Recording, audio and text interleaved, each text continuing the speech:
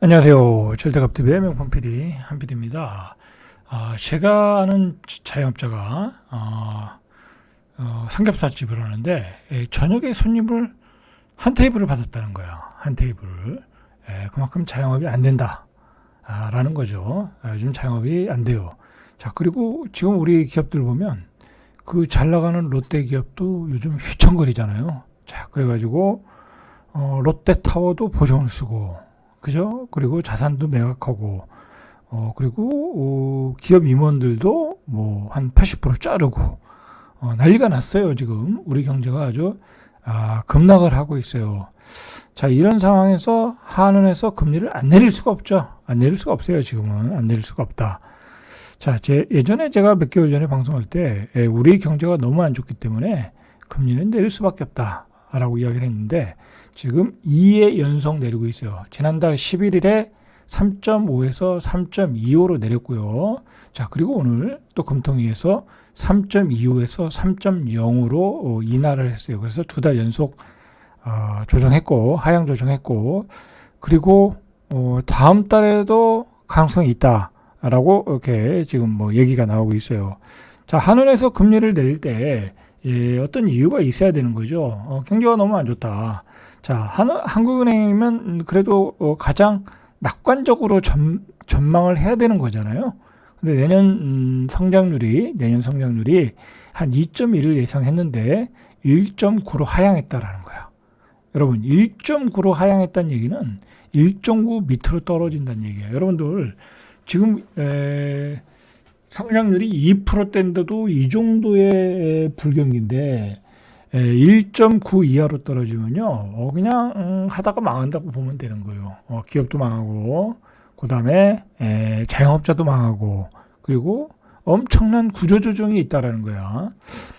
여러분들 지금 이런 상황이면 집값은 폭락으로 갈 수밖에 없는 거야.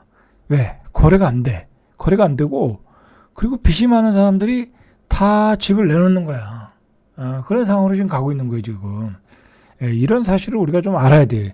그리고 이게 그냥 이야기하는 것이 아니라 지금 우리나라의 대기업들이 지금 어떤 상황인가를 보세요. 그죠? 삼성전자도 헤매고 있고, SK도 헤매고 있고, 그죠? SK도 얼마 전까지만 해도 굉장히 어려웠잖아요. 그죠? 지금도 어렵고, 그 다음에 롯데도 헤매고 있고, 그죠? 그 다음에 뭐, 코스닥 기업 10개 중에, 시가총액 10개 중에 6개가 적자고, 뭐, 잘 되는 게 없어요. 그죠? 우리도, 굉장한 위기 속에 있다. 자, 그리고, 우리가 잘하는 사업, 석유화학 산업, 철강 산업이 이미 사양 산업으로 가고 있다. 이런 큰 구조적인 문제까지 우리에게 오고 있고, 그 다음에 계속 얘기하지만, 중국이 우리를 이미 추월하고, 그리고 중국의 저가 제품 때문에 우리의 산업의 경쟁력이 계속 떨어지고 있다. 그거에 대한 우리 돌파구가 있어야 되는데, 우리는 그 돌파구를 지금 현재까지 못 찾고 있다. 자, 그런 문제가 다 복합적으로 우리에게 위기로 다가오고 있다라는 거죠. 자, 금리를 내릴 수밖에 없어요. 자, 우리 가계대출도 세계 1위고, 그죠? 세계 1위고, 그리고 기업들도 돌려막기 하고 있잖아. 그죠? 작년에 채권에서, 빌려온 돈을 올해 또 채권을 발행해서, 또 갚고, 계속 돌려막기 하고 있다라는 거야. 자, 그거 지금까지 다 계속 얘기했던 거예요. 그죠? 좋아질 일이 없다. 자, 근데 왜 집값은, 뭐, 특별한 지역들에서 올라가느냐? 자, 그건 양극화 현상이 있을 뿐이에요. 양극화 현상이. 자, 보시죠. 자, 이렇게 금리를 0.25 정도 내리면은 1인당 연간 이자 부담은 한 30만 6천 원 정도 감소한다고 그래요. 그럼 이렇게 연간 이자 부담이 되는 금액이 다 어디로 가겠어요? 소비로 가겠죠. 그죠? 그러면 좀 경기가 살아나지 않겠냐라는 게 이제 한국은행의 생각이죠. 제가 생각하기에는 한 3.0이니까 한 두 번 정도 내려면 2.5잖아요. 그런 가상금리 붙여서 3.0 정도 돼야 조금 경기가 살아나지 않을까 그렇게 생각을 해요. 그러니까 아직 3.0 가지고는 살아나기 어려워요. 왜냐하면 플러스 가상금리가 있으니까. 자, 한국은행에서 1.9 뭐 그렇게 하향 이 내년에 성장률을 그렇게 내놓는 이유는 지금 국제통화기금에서 내년 전망치를 2.2에서 2.2로 낮췄어요. 그래서 하방 리스크가 더 크다라고 해서 성장률 1%대로 추락할 가능성이 있다라고 경고를 하고 있어요. 그러면서 맞추고 있는 것 같아요. 뭐 한국은행이라고 높게 잡을 수는 없잖아요. 그죠? 현실적인 걸 감안해야 되니까. 자, 골드만삭스도 한국의 내년 한국의 성장률이 1.8 정도 이야기했어요. 뭐 이유는 트럼프 2기 행정부, 그다음에 관세 폭탄. 자, 이런 게 한국 경제의 하방 리스크가 될 것이다 라는 거죠. 여러분, 성장률이 1.8이라는 얘기는, 자 보세요.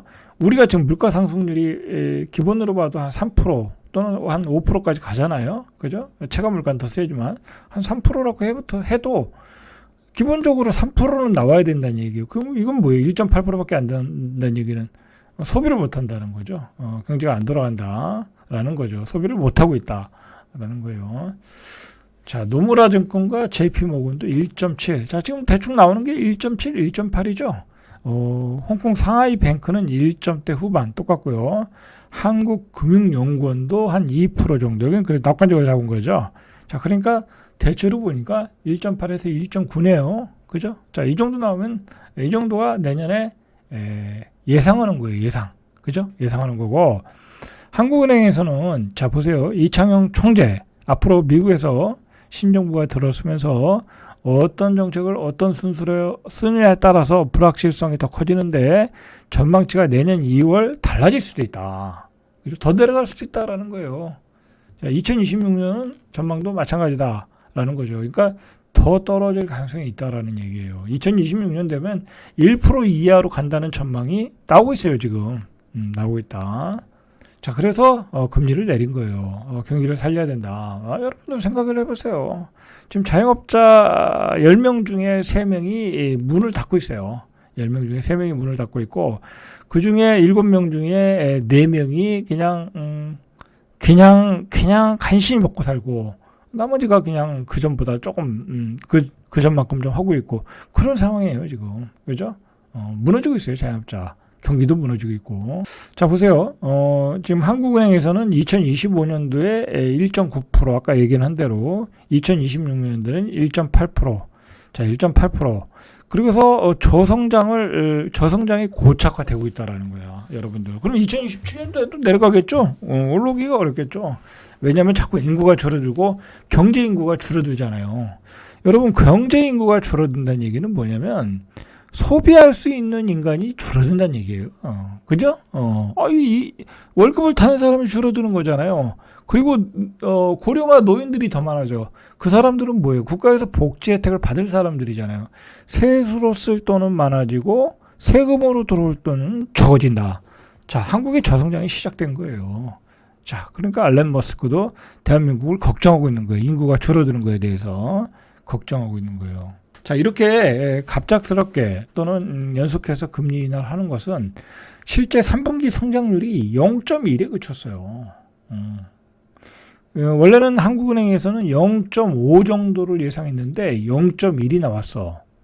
그리고 내수 해박세를 메워야 할 수출마저 0.4% 감소죠. 수출도 감소되고 내수도 감소되고. 한국은행에서 금리 인하를 한 거죠. 자, 4분기 성장률은 어떻게 했어요? 뭐 비슷하겠죠? 그죠? 만약에 역성장이 나오면 그건 완전 쇼크가 되는 거죠. 쇼크가 되는 거죠. 자, 이렇게 3분기 성장률에 놀란 한국은행이 금리를 인하했다. 자, 경제가 안 좋다는 것은 뭐로 나타나냐면 이 자국의 통화 가치로 나타나는 거야. 그죠? 자국의 통화 가치. 그래서 13일 장중에 1,410원. 조금 내려갔어요, 요즘은. 1,400원 밑으로 내려갔는데, 그건 왜 그러겠어요? 한국은행이 개입을 하고 있다는 얘기죠. 그죠? 인위적 개입을 하고 있다는 거야. 근데 인위적 개입을 하는데도 안 내려가잖아요. 그러면 이제 나중엔 더 많이 올라가요, 이게. 자, 이거, 더 올라간다고 봐야 되겠죠. 지금은 인위적 개입으로 1,400원을 못 넘기고 있긴 해도. 그런데, 이 금리 인하 효과가, 별로 없다. 라는 얘기가 나와요. 왜냐하면 전세자금 대출을 받거나 주담보대출을 받을 때 보통 4.5 정도, 4.5에서 4.23 그 정도 받거든요.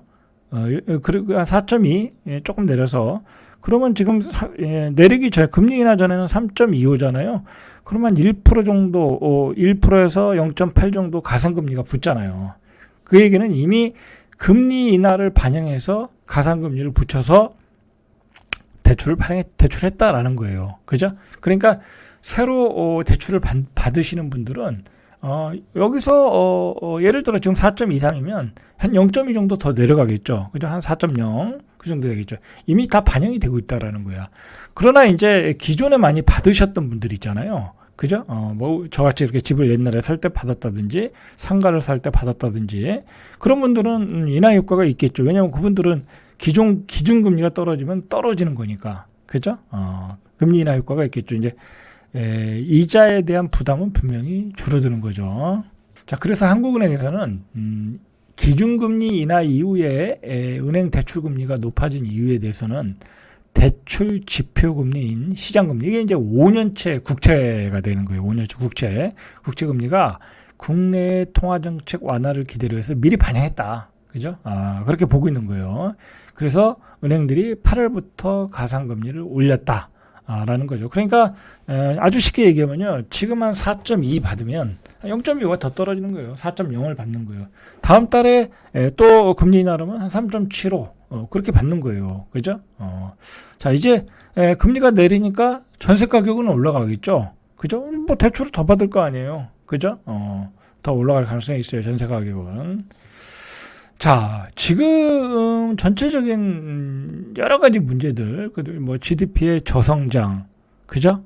그 다음에 복합 위기, 여러 가지 문제들도 있는데, 또 이 문제가 뭐냐면요. 우리 이제 자영업 내수의 부진, 그 원인 중에 하나가 뭐냐면 이 양극화예요.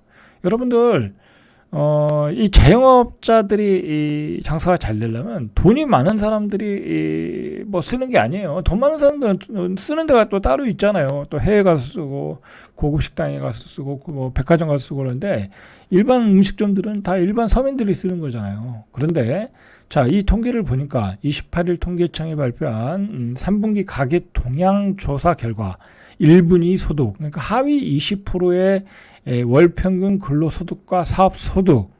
자, 각각 1년 전보다 3.4%. 근로소득은 더 줄었고요. 사업소득은 8.6% 감소했다라는 거야. 뭐 장사가 안 되니까 당연히 8.6%까지 감소했고, 일할 기회가 많이 없어지니까 3.4% 감소했고, 하위 20%는 소득이 감소되고 있다. 그럼 이 사람들이 소비를 못 하잖아요. 그죠? 그러니까 불황이 오는 거야. 그리고 소득은 줄어드는데 낼 이자는 많아. 더 소비가 줄어들겠죠. 자, 이게 문제인 거죠. 자, 반면에 상위 20%의 5분위 가구의 근로소득과 사업소득은 5.0%, 1.0% 오히려 증가했다라는 거야. 자, 문제는 이 상위 20%의 경우는 이 자산이 더 많잖아요. 이 자산이 더 올라갔잖아요. 그죠? 자산 격차가 더 커진 거예요. 그죠? 자산 격차가 커졌다. 결국은 우리 사회가 지금 계속해서 양극화로 가고 있다. 이 양극화 문제는요, 자꾸 벌어지면 나중에 큰 사회 문제가 돼요. 그죠? 큰 사회 문제가 된다. 그러니까 정치인들이 해야 될 게 그 양극화를 줄이는 거잖아요. 자, 그게 중요한 거예요, 그게. 자, 5분위 가구의 월 평균 소득은 1,154만 원. 그러니까 내가 한 1,154만 원을 벌면 대한민국의 20% 안에 들어간다는 거죠. 그죠? 5분위 가구의 월 소득이 이러니까 6.5% 증가했다. 뭐 혼자 버는 건 아니겠죠. 그리고 맞벌이로 버는 거니까. 그렇죠? 자, 이 정도로 벌어지고 있다. 자, 1분위 가구의 월 평균 소비 지출은 129만 6천 원. 5분위 가구의 월 평균 소비 지출은 504만 원. 그죠? 이렇게 차이가 나고 있다라는 거 좀 알아둘 필요가 있겠죠.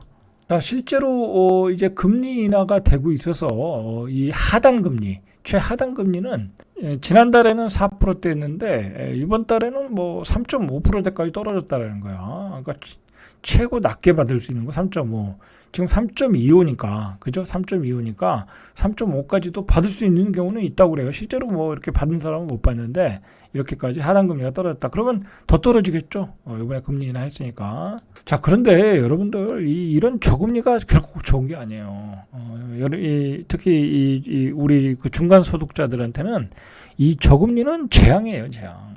이 저금리라는 이런 시장 상황을 이용해서 여러 가지 사기꾼들이 나타나. 그죠? 뭐, 상가를 팔아먹는 놈이 나타나거나, 또 이상한 말도 안 되는 코인을 팔아먹는 놈들이 나타나거나, 또 이상한 생활형 숙박시설을 팔아먹거나, 뭐, 과거에 그랬잖아요. 똑같이 나타날 수 있어요. 그리고, 문제는 뭐냐면, 이렇게 저금리가 되면은 이제 건설회사들이 집을 또 많이 져요. 되지도 않는지, 뭐, 유치도 안 좋은데, 특히 뭐 지방 같은데, 또 수도권도 외곽에 막 져서 막 팔아먹는다고. 그러면 또 거기에 또 부하 내동해가지고 들어가서 또 분양권 사가지고 물리고, 결국은 저금리가 되면 잘못된 투자로 그 중산층들 퇴직금을 받아서 노후에 재테크해 보겠다고 한 사람들이 거기에 다 몰빵하고 다 망하게 되는 거야. 그런 거 조심하셔야 돼. 제 구독자들은 저금리가 된다고 이렇게 귀가 솔깃하거나, 그죠?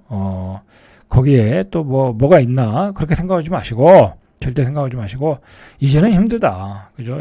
우리 경제가 뭐 3%대 이상 막 발전하는 시기가 아니다. 그리고 여러분들이 가지고 있는 재테크 상식으로는요, 수익을 낼 수가 없어. 왜냐하면 대부분이 사기야, 사기. 대부분이 사기라고 생각하시면 돼. 대부분이 사기고, 여러분들이 수익을 낼 수 있는 것은 제한되어 있는데, 그건 제한된 곳에 투자해서 수익을 내기 어려워요, 여러분들이. 그러니까 그냥 뭐 여기저기 투자하지 마시고, 그냥 뭐 모르겠으면 뭐 달러를 사놓던지, 그죠? 금을 사놓던지, 그리고 은행에 넣어놓고 그렇게 계시면 돼. 괜히 저금리가 된다고 해서 또 술렁술렁 할 수 있거든요. 절대 그런 거에 혹하시면 안 된다. 미리 말씀을 드려요. 제가 계속 얘기하지만 저금리가 되면 커다란 사기판이 벌어진다. 그죠? 그거 꼭 기억하셔야 돼. 자, 어쨌든 상황은 이런데, 지금 경기가 완전히 급하강이고, 그죠? 대한민국 경제가 내우 외환이다 보니까 이런 게 전반적으로 부동산 시장에 영향을 줄 수밖에 없어요. 그죠? 뭐 아무리 좋은 지역이라고 해도 그게 영향을 줄 수밖에 없고 위축될 수밖에 없어요. 자, 그러면서 그동안 서울은 이렇게 아직 상승의 폭이 좀 줄어드는 거였지만, 점점 이 폭락의 기운이 나타나고 있어요. 이 어떤 집값의 거래를 보면 알 수 있거든요. 자, 이번 주에 나온 게 이제 마용성 지역에서 한 뭐 1억 5천, 1억 6천 또는 뭐 한 1억 이하, 그렇게 아주 급락하는 거래가 나타나고 있다라는 거예요. 자, 보시죠. 용산구 이천동에 있는 한강맨션 전용 면적 87. 여기 뭐 유명한 데거든요. 재건축으로. 지난달 38억에 선박힘 됐대요. 근데 9월에 거래된 게 39억 5천만 원. 1억 5천 빠진 거죠. 그죠? 1억 5천 빠진 거예요. 자, 1억 5천이 뭐 누구 이름이 아니죠. 그죠? 1억 5천이 빠졌다. 그 다음에 마포구 용강동에 있는 레미안 포리버엘, 이름도 참 희한하네요. 지난달 19일에 21억 3천만 원에 거래됐다. 근데 지난 8월에 거래된 걸 보니까 거래도 많이 되지도 않아요. 그죠? 많이 되지도 않아요, 사실. 22억 8천만 원. 그래서 1억 5천만 원 떨어졌다. 이 정도면 급락이죠. 그죠? 급락인 거예요. 자, 마포 레미안 푸르지오 4단지 전용 84도 지난달에요. 20억에 거래됐는데 직전 최고가가 20억 6,500만 원. 6,500만 원이 떨어졌다. 자, 이렇게 마용선에서 폭락을 하고 있다. 자, 구루구가 전주보다 0.03포인트. 이제 뭐 마용성도 문제지만 이제 금강구 노도강도 떨어지고 있다라는 거야. 0.03 떨어졌고, 양천구, 강서구, 영등포구, 관악구도 0.02포인트 내렸고, 강남구 서초구도 0.02포인트 내렸다. 이제 하락 추세로 전환했다라는 얘기죠. 자, 그러니까 구로구 신림동에 있는 대림이차 전용 84가 지난 6일에 10억 5천만 원, 지난달 거래된 게 12억 2,500. 이거는 1억 7,500. 여러분들, 오히려 가격이 낮은 가격들이 낙폭이 더 커. 그죠? 희한하죠? 높은 가격보다 20억짜리보다 10억짜리 낙폭이 더 커. 그럼 이 사람은 데미지가 더 큰 거예요. 그죠? 12억 2,500에 샀는데 그 다음 거래된 게 10억 5천이야. 완전 황당한 거죠. 그죠? 12억 2,500에 산 사람이 뭐 이거 현금 있어서 샀겠어요? 예를 들어 5억이 대출 받았잖아. 그죠? 대출 안 적게 받아도 될 걸. 좀 늦게 샀으면 다 꼭지에 물린 거예요. 그죠? 그러니까 이 급등할 때 분위기에 편승해서 사면 꼭지가 되는 거예요. 상승 초기에 사면 상관없죠. 상승 초기에 사면 상관없는데 여러분들 지난번에 올라갈 때는 전 꼭지 가격에 다시 꼭지잖아. 그죠? 무리한 가격대였어. 그때는 무리한 가격대. 우리가 도저히 살 수 없는 가격대로 다 산 거야. 그리고 그 후유증이 지금 나타나고 있는 거예요. 개봉동에 있는 한마을 전용 84도 지난달 2일 8억 5천만 원에 팔렸는데 직전 최고가가 8억 6,800보다 수천만 원 내렸다. 한 1,300만 원 내린 거죠. 그죠? 자, 관악구 봉천동에 있는 관악 드림 동화 84 지난달 21일에 9억 1천. 자, 지난 9월에 거래된 게 9억 4천, 3천만 원 떨어졌죠. 자, 이 정도로 다 떨어지고 있다라는 얘기예요. 그죠? 같은 동에 벽산 브루밍 84도 지난달 16일에 8억 3,500에 팔렸는데 지난 8월에 8억 9,500. 6천만 원 떨어졌어요. 그죠? 8억대 아파트가 6천만 원 떨어지면 이건 8% 떨어진 거잖아. 많이 떨어진 거죠. 그죠? 한 방에. 그것도 한 거래 하나에. 자, 여러분, 이제 금리 인하를 한다는 얘기는 다시 또 시장이 살아나냐 그런 신호가 아니라 굉장히 경제가 안 좋구나. 극심한 불황이구나. 그러면서 한국은행 총재가 그 이유를 설명해 줬어요. 그죠? 1.9. 그죠? 내년에 성장률이 1.9. 1.9면은 이건 완전히 역성장이에요, 역성장. 그죠? 그냥 앞으로 그냥 한 10년, 20년은 계속 저성장으로 간다는 얘기야. 그죠? 그 조건이 뭐예요? 저출산 고령화죠. 그죠? 저출산 고령화. 오늘도 앨런 머스크가 대한민국이 걱정이 된다고 그러잖아요. 그죠? 왜 그런 소리가 나왔겠어요? 그죠? 우리가 지금 그걸 꼭 인식하고 미래를 좀 보고 판단해야 돼요. 여러분들. 자, 절대값TV의 명품 PD 한 PD였습니다.